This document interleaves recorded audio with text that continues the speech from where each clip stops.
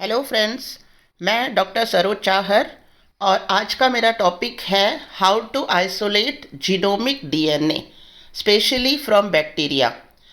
हमने genomic library का पढ़ा और सीडीएनए लाइब्रेरी का पढ़ा, तो उनका सबसे पहला स्टेप होता है कि we have to isolate genomic DNA from the given cell, चाहे वो बैक्टीरिया सेल है, चाहे वो वायरस का सेल है, चाहे वो एनिमल सेल है, चाहे प्लांट सेल है। जिसकी भी जीनोमिक लाइब्रेरी बनानी है या सीडीएनए लाइब्रेरी बनानी है, तो सबका पहला स्टेप होता है how to isolate the genomic DNA from the cell. तो ये प्रोसेस जो है यहाँ इसके अंदर डिस्क्राइब किया है। सबसे पहले हम इसमें बैक्टीरिया का लेकर चल रहे हैं, तो सबसे पहला पॉइंट है a culture of bacteria is grown and then harvested. यानी जिस बैक्टीरिया का जीनोमिक डीएनए लेना है उस बैक्टीरिया को सबसे पहले कल्चर किया जाता है। तो यहाँ पर आप देख रहे हैं इसे कल्चर किया जा रहा है, ये बैक्टीरियल कल्चर। कल्चर करने के लिए क्या चाहिए? प्रॉपर मीडियम चाहिए जिसके अंदर हर प्रकार का न्यूट्रिएंट अवेलेबल हो, टेम्परेचर मेंटेन हो, पीएच मेंटेन हो, तभी जो है गिवन सेल, जैसे यहाँ बैक्टीरिया है तो ये क्या करेगा? मल्टीप्लाई करेगा। तो यहाँ पर कल्चर करने के लिए एलबी मीडियम यानी लूरिया बर्टेनिया मीडियम यूज़ किया जाता है। लूरिया बर्टेनिया मीडियम जो है ये हाईली रिच होता है इन द न्यूट्रिएंट्स, इनडिटर्मिनेट प्रकार का है, यानी कि इसके अंदर कई प्रकार के न्यूट्रिएंट्स अवेलेबल हैं जो फिक्स करके नहीं डाले हैं। ठीक है, तो लूरिया बर्टेनिया मीडियम में इसको कल्चर किया जाता है।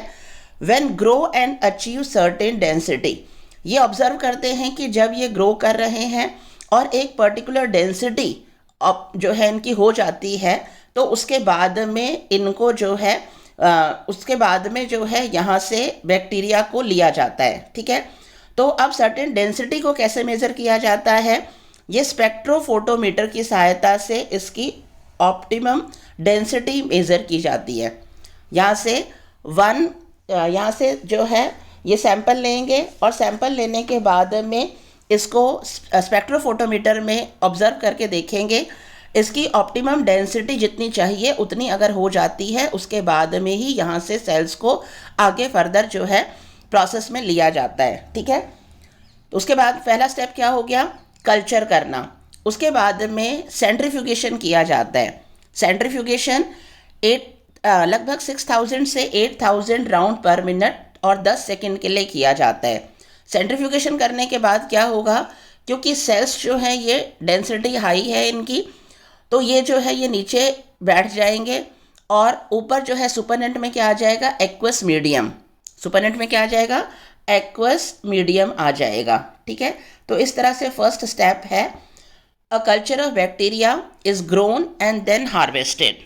एलबी मीडियम में ग्रो किया जाता है। ऑप्टिमम डेंसिटी प्राप्त होने के बाद में स्पेक्ट्रोफोटोमीटर से डेंसिटी चेक की जाती है, फिर उसके बाद में सेंट्रीफ्यूगेशन किया जाता है। ठीक है, जिसके परिणाम स्वरूप पैलेट्स जो है सेल के नीचे बैठ गए और एक्वस मीडियम ऊपर आ गया। सेकेंड स्टेप है अब हमें जेनेटिक मटीरियल लेना है, तो we have to destroy the cell wall and the cell membrane and the nuclear membrane. इन सबको क्या करना होगा? इन सबको तोड़ना होगा, उसके बाद ही अंदर का मटेरियल हमें मिलेगा। तो सेकंड स्टेप है सेल लाइसिस। क्या है? Cell lysis. सेल लाइसिस के लिए cells are removed and broken to give the cell extract. जो सेंट्रीफ्यूगेशन के परिणाम स्वरूप पैलेट में जो सेल मिले हैं, इन सेल को वहाँ से रिमूव किया जाता है और फिर उसको तोड़ा जाता है ताकि उसके सेल एक्सट्रैक्ट्स जो है वो मिल सकें। तो इस प्रोसेस के लिए क्या करते हैं? उन सेल्स के अंदर डिटर्जेंट्स डालते हैं। डिटर्जेंट्स में जैसे एसडीएस डाल सकते हैं, सोडियम डोडिसाइल सल्फेट, या ईडीटीए डाल सकते हैं, ethylene diamine tetra acetic acid. ठीक है, तो जिससे क्या होगा? सेल वॉल और सेल मेम्ब्रेन जो है ये डिसरप्ट हो जाएगी। ठीक है, तो सेकंड स्टेप हो गया cell lysis by adding detergents like SDS और ईडीटीए। ठीक है, थर्ड स्टेप क्या है? सेंट्रीफ्यूगेशन करवाया जाता है। ये जो सेल डिब्रीज मिली हैं, सेल टूट गया, सेल टूटने के बाद में अब हमें केवल डीएनए चाहिए, तो बाकी सब चीज़ें हैं, सेल मेम्ब्रेन है, सेल वॉल है, न्यूक्लियर मेम्ब्रेन है, इनके जो पार्टिकल्स जो टूटे हुए हैं तो ये हमें नहीं चाहिए। तो इसके लिए क्या किया जाएगा, अगेन सेंट्रीफ्यूगेशन किया जाएगा to remove cell debris. Centrifugation परिणाम से क्या होगा, सेल डिब्रीज हैवी हैं, वो नीचे जमा हो जाएंगी पैलेट के रूप में, और डीएनए, आरएनए और प्रोटीन उसके कंपेयर में लाइट हैं, तो वो ऊपर जो है यहाँ पर प्राप्त हो जाएंगे सुपरनेंट के रूप में। डीएनए, आरएनए एंड प्रोटीन जो है सुपरनेंट के रूप में प्राप्त हो गए, सेल डिब्रीज जो है वो नीचे रह जाएंगी। थर्ड स्टेप हो गया to remove cell debris by the process of centrifugation. अब फोर्थ स्टेप क्या है, हमें आरएनए और प्रोटीन भी नहीं चाहिए, तो फोर्थ स्टेप क्या होगा, ये जो ऊपर जो सुपरनेंट प्राप्त हुआ है डीएनए, आरएनए और प्रोटीन का, इसमें से हमें प्रोटीन और आरएनए भी नहीं चाहिए, तो इसको डिग्रेड कराया जाता है। इसको डिग्रेड कैसे करवाएंगे, by using protease and ribonuclease.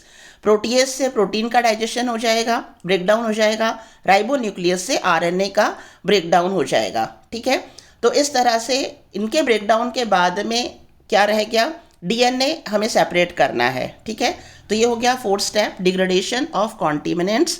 यहाँ कॉन्टेमिनेंट्स क्या है, आरएनए एंड प्रोटीन। तो आरएनए एंड प्रोटीन को डिग्रेड कराया जाता है with the help of protease and ribonuclease. ठीक है, नाउ फिफ्थ स्टेप, अब डिग्रेड हो गया, अब इसे रिमूव करना है, remove of RNA and protein to get pure DNA. तो इसे करने के लिए क्या किया जाता है, इसके अंदर फिनोल, या तो केवल फिनोल डालेंगे या फिनोल और क्लोरोफॉर्म का प्रोपोर्शन 1:1 प्रोपोर्शन में डालेंगे। ठीक है, तो या तो फिनोल डालेंगे या फिनोल और क्लोरोफॉर्म का प्रोपोर्शन 1:1 रेशियो में डालेंगे। उसके बाद इसको फिर से सेंट्रीफ्यूग करवाया जाता है।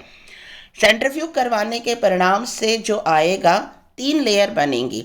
जो नीचे की लेयर है वो है फिनोल या क्लोरोफॉर्म की, ऊपर की जो लेयर है सुपरनेंट के रूप में वो है DNA and RNA aqueous form में, और बीच की जो लेयर है ये है प्रोटीन की। तो यहाँ से प्रोटीन सेपरेट हो गया, और अभी भी ऊपर क्या है, डीएनए और आरएनए उपस्थित हैं। तो आरएनएस डालेंगे, पहले जैसे बताया आरएनएस डालेंगे तो आरएनए भी क्या हो जाएगा, डिग्रेड हो जाएगा। तो उसके बाद में केवल क्या मिलेगा, डीएनए बचा है। ठीक है, अब इस डीएनए को किस तरह से सेपरेट करना है, कंसंट्रेट द जीनोमिक डीएनए।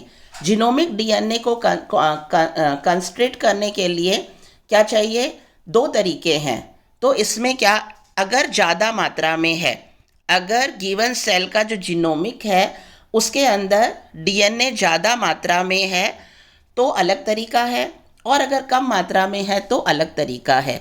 लेकिन दोनों ही प्रोसेस के लिए क्या यूज़ किया जाता है, इथेनॉल यूज़ किया जाता है। क्या यूज़ करते हैं, इथेनॉल। तो लगभग 70% इथेनॉल जो है वो ऐड करते हैं।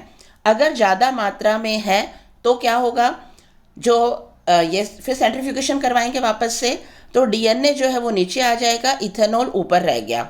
ठीक है, अब इसके अंदर एक ग्लास रॉड डालेंगे, ग्लास रॉड डालकर उसको धीरे धीरे स्टीयरिंग करवाएंगे।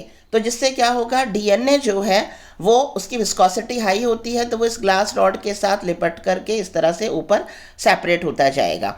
ये तब करते हैं जब जीनोम जो है वो ज़्यादा मात्रा में है, यानी डीएनए ज़्यादा मात्रा में है। और यदि कम मात्रा में है तो इथेनॉल डालने के कारण जो है ये डीएनए का प्रेसिपिटेट बन जाएगा, और प्रेसिपिटेट जो है ये नीचे सेटल डाउन हो जाएगा। यहाँ देखें हम, अगर कम मात्रा में है तो ethanol is very strong concentrator of DNA, तो इट पीपीटीट्स डीएनए, यानी डीएनए का प्रेसिपिटेट बना देगा। तो डीएनए जो है नीचे जम जाएगा और इथेनॉल जो है वो ऊपर रह जाएगा। फिर इथेनॉल को रिमूव कर देंगे, और नीचे जो बचा है डीएनए अभी भी वो गीला है इथेनॉल के कारण, तो ढक्कन खोल करके उसको ड्राई करेंगे। ड्राई करने से क्या होगा, अब वो इथेनॉल अपने आप इवोपरेट हो जाएगा, नीचे जो रह जाएगा वो ड्राई डीएनए है। फिर उसकी प्योरिटी चेक करते हैं, और प्योरिटी चेक करने के बाद में जो है उसे काम में लिया जाता है। इन केस प्लांट सेल अगर हम ले रहे हैं, क्या ले रहे हैं, प्लांट सेल ले रहे हैं, और प्लांट सेल में ये प्रोसेस करना है आइसोलेशन का, तो यहाँ पर प्लांट सेल के अंदर क्योंकि सेल वॉल सेल्यूलोज की बनी होती है, शुगर और लिपिड भी ज़्यादा मात्रा में प्रेजेंट होते हैं, तो यहाँ पर इथेनॉल की जगह पर सी टैब यूज़ किया जाता है लास्ट स्टेप में to separate DNA. C TAB क्या है? Cetyl tri ethyl ammonium bromide, ठीक है। तो लास्ट में instead of using ethanol C tab is use to isolate या यूज टू कंसंट्रेट डीएनए और separate DNA in the last step. तो इस तरह से ये पूरा प्रोसेस है जो आपके प्रैक्टिकल में है, specially how to isolate the genomic DNA और ख़ास तौर से इन बैक्टीरिया। तो हम एक बार फटाफट रिवाइज कर लेते हैं। सबसे पहला है जिस बैक्टीरिया का जीनोमिक डीएनए आइसोलेट करना है उसे कल्चर करेंगे, एलबी मीडियम में कल्चर करेंगे। उसके जब ऑप्टिमम डेंसिटी पहुंच जाएगी तब उसका सेंट्रीफ्यूगेशन करवाया जाएगा।